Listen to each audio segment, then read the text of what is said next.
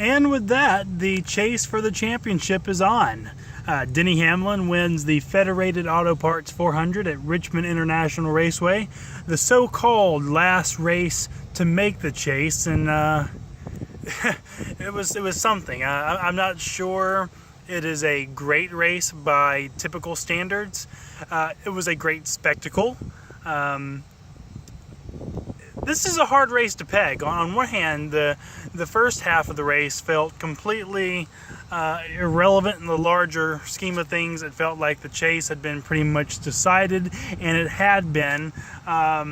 It was kind of another JGR, TRD runaway, and it was. But the second half of the race, particularly the last 100 laps, kind of provided some moments, and we'll hop right on into it. I mean, the main thing that everyone wants to talk about leaving Richmond today, where I'm at on site, is Tony Stewart and Ryan Newman. That was unexpected, to say the least. If you're watching this broadcast, obviously you know what happened. There was an incident between Stewart, Newman, and Carl Edwards, and just destroyed up a bunch of cars. And it destroyed the David Reagan car, Chris Buescher. That pretty much decided that Chris Buescher for sure would make the chase. Brian Scott was involved in that one as well. Danica Patrick caught some damage in it. But anyway, Ryan Newman gets on TV first and says that Tony and Ryan beating up on each other down the backstretch was a reflection of Tony's bad attitude. He says that he's bipolar, and that if you need any sort of proof or evidence towards that behavior, just Google the name Tony Stewart and look up some YouTube videos of him in a sprint car.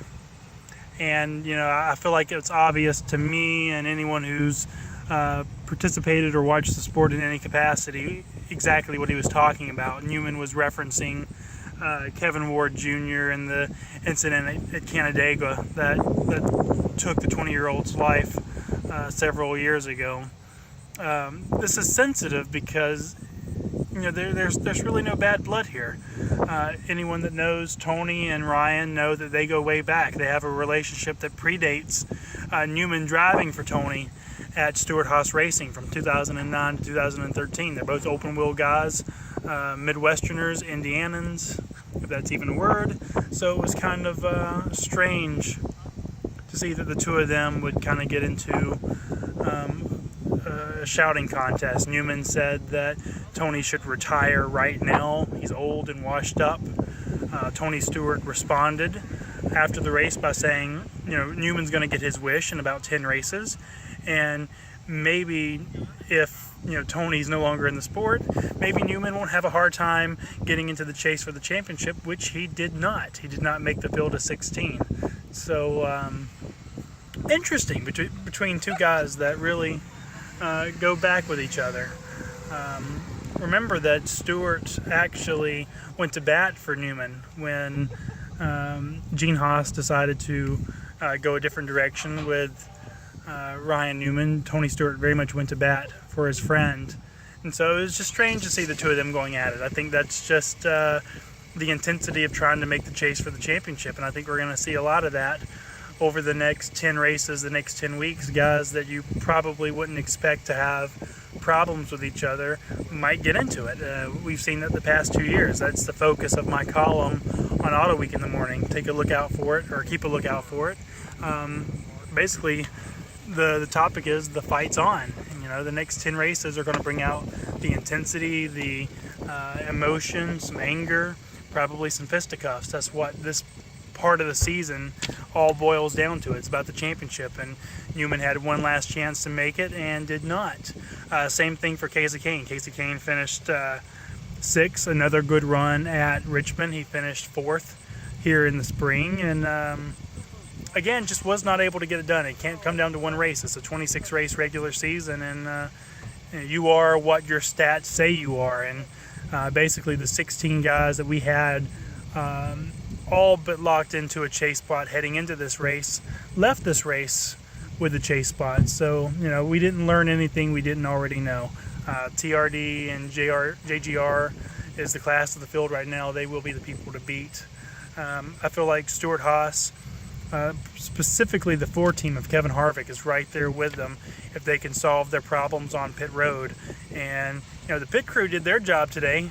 Kevin Harvick did not. He sped on pit road. So it's going to be curious to see if he accepted blame for that, because he so vociferously tore into his pit crew and caused them to make some changes after last week at Darlington. So I think those are your 5 favorites. Obviously, Kyle Busch, the defending champion. Kevin Harvick won the championship in this format 2 years ago, finished second last year, so he's right there as well. Denny Hamlin won this race, his home track here at Richmond.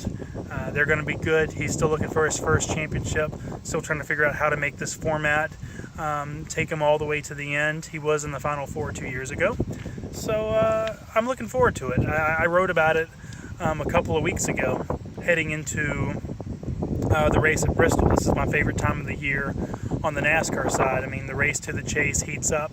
It's now over.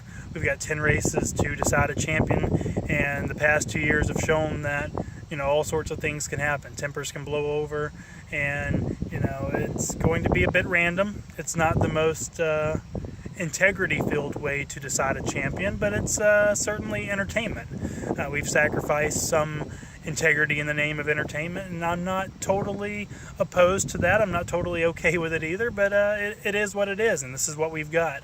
And if nothing else, the past 2 years have proven that it's going to be interesting, and I think we'll wrap it up and leave it with that. But I don't think there's anything to see here with this Tony Stewart, Ron Newman stuff. They go back.